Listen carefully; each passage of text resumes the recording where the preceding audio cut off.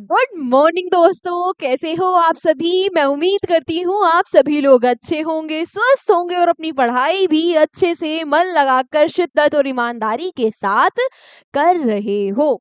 मैं निकिता चौधरी स्वागत करती हूँ आप सभी का हमारे एग्जाम जर्नी परिवार में। आज की क्लास में हम लोग क्या कवर करेंगे? करंट अफेयर्स के 10 इंपॉर्टेंट क्वेश्चंस को बस 10 मिनट में कवर कर लेंगे। तो शुरू करते हैं आज की क्लास को, लेकिन उससे पहले आप सभी लोग मुझे एक बात बताओ जरा। जो अभी अगस्त में एनटीपीसी का एग्जाम आ रहा है, आप लोगों में से कितने बच्चे हैं जो इस एग्जाम को दे रहे हो और कितने बच्चे हैं जो चाहते हैं कि उसके लिए एक अलग से डेडिकेटेड सेशन लाया जाए? ठीक है, ये मुझे आप आज कमेंट बॉक्स में बताना, सब बच्चे बताना। ठीक है, चलो इसी के साथ हम अपनी क्लास को शुरू करते हैं। आज का पहला क्वेश्चन आपसे पूछ रहा है कि when is world day for international justice celebrated? World day for international justice यानी कि विश्व अंतर्राष्ट्रीय न्याय दिवस कब मनाया जाता है? तो ये जो दिन है ये मनाया जाता है कब? 17 जुलाई को।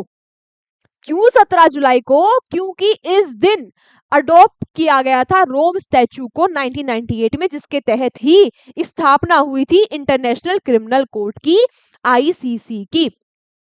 किसके लिए रिस्पॉन्सिबल है ये? इंटरनेशनल क्रिमिनल जस्टिस के लिए ये रिस्पॉन्सिबल है।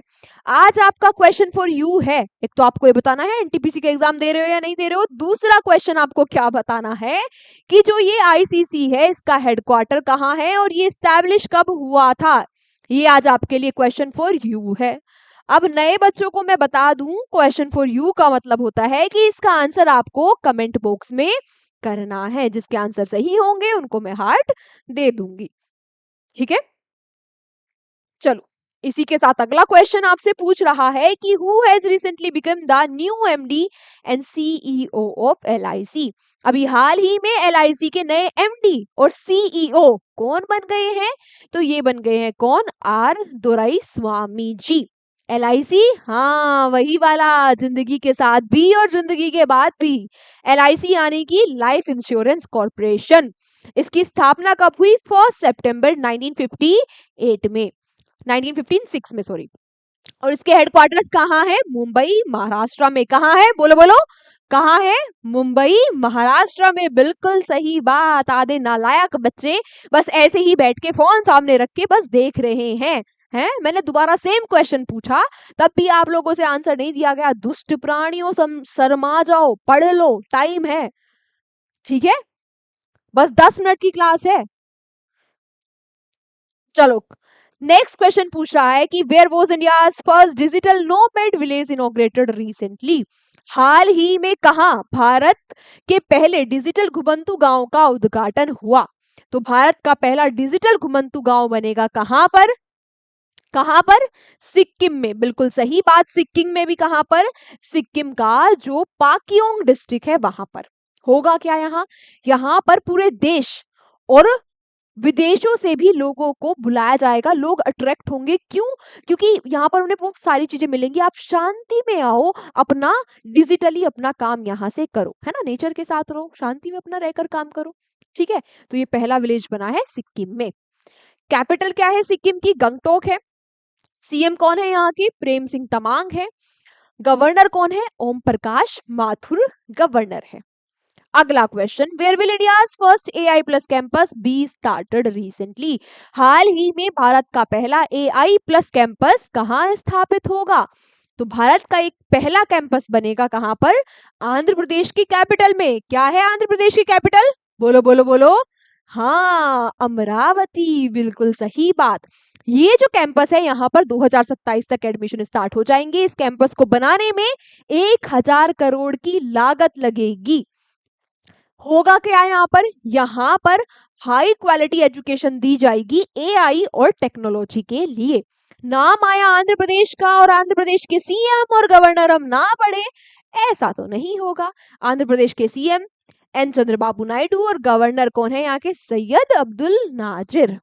नेक्स्ट क्वेश्चन आपसे पूछ रहा है कि recently justice Sanjeev Sachdeva has been appointed as the CJ यानी कि chief justice of which high court?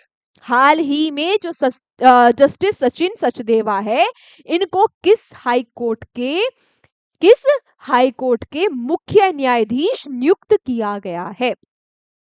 तो भाई ये मुख्य न्यायाधीश बन गए हैं मध्य प्रदेश के। कहाँ के? मध्य प्रदेश के। अच्छा, जो सीजे है, जो चीफ जस्टिस होते हैं, इनका अपॉइंटमेंट किसके द्वारा होता है? हमारे प्रेसिडेंट के द्वारा, है ना। कल मैंने और भी आपको कुछ पढ़ाया था नहीं पढ़ाया था? हाँ, मैंने आपको गवर्नर पढ़ाया था कि भाई गवर्नर को भी प्रेसिडेंट ही अपॉइंट करते हैं और 2 नए स्टेट के गवर्नर अपॉइंट हुए हैं। फिर मैंने इंस्टाग्राम पे आपको रिवाइज भी करवाया था। हाँ, करवाया था ना। बस 10 मिनट की क्लास होती है, उसके लिए बस थोड़ा सा आपको रिवीजन करना है, थोड़ा सा आपको पढ़ना है। 10 मिनट तो आपको अपनी बाबू सोना से कि थाना थाया पूछने में निकल जाते होंगे, है ना। हाँ या नहीं, है ना। 10 मिनट की क्लास लेनी है और बस 15-20 मिनट उसको अलग से रिवाइज कर लेना है, नोट्स बना लेना है, इतने में काम हो जा रहा है बस, है ना। चलो कोई बात नहीं, आज से आई नो आप अच्छे बच्चे हो, आज से रिवीजन करोगे। क्वेश्चन पर आते हैं।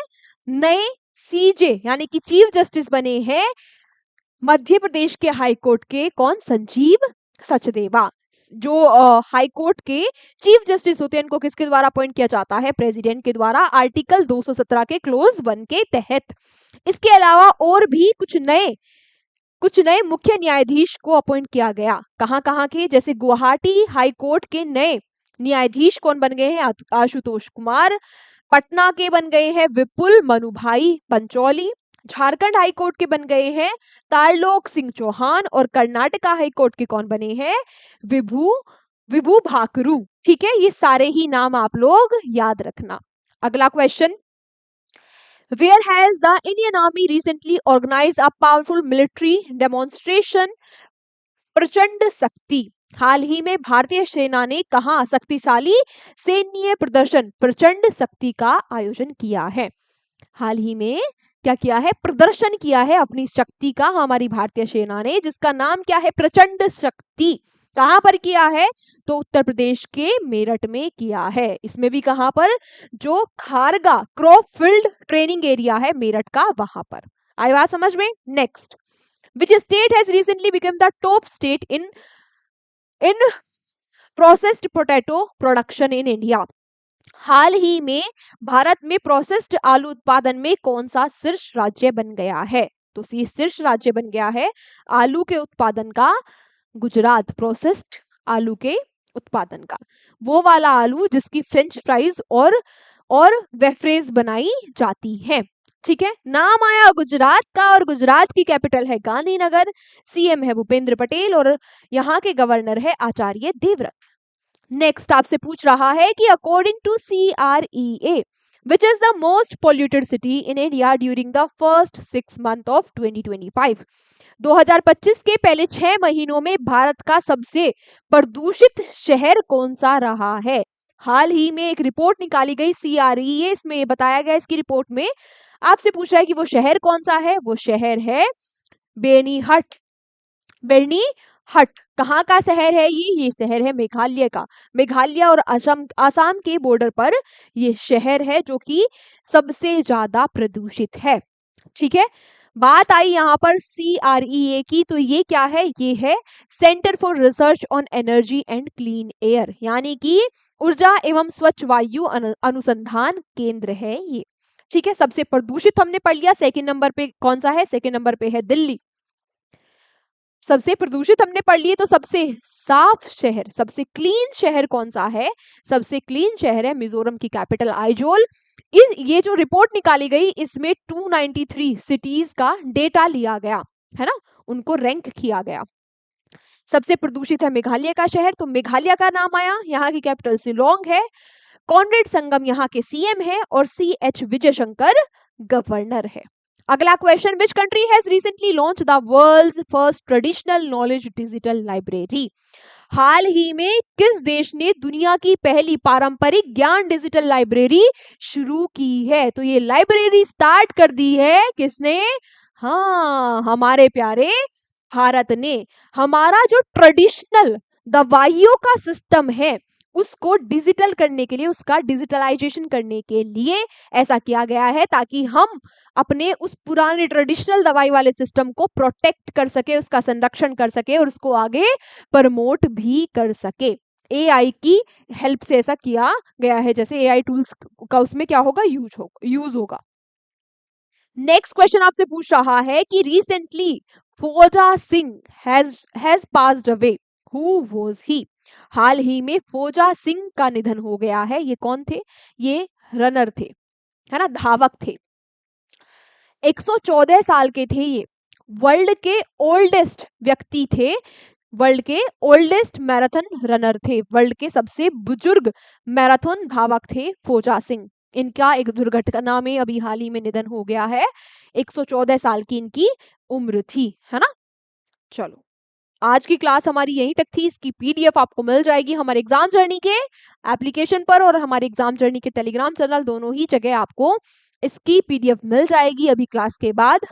तब तक के लिए आपको क्या करना है, बस रिवीजन करना है, अपने नोट्स बनाने हैं, शिद्दत और ईमानदारी के साथ मन लगाकर पूरा दिन पढ़ाई करनी है। यूं ही हंसते रहना है, मुस्कुराते रहना है और देखते रहना है exam journey. Take care, bye bye.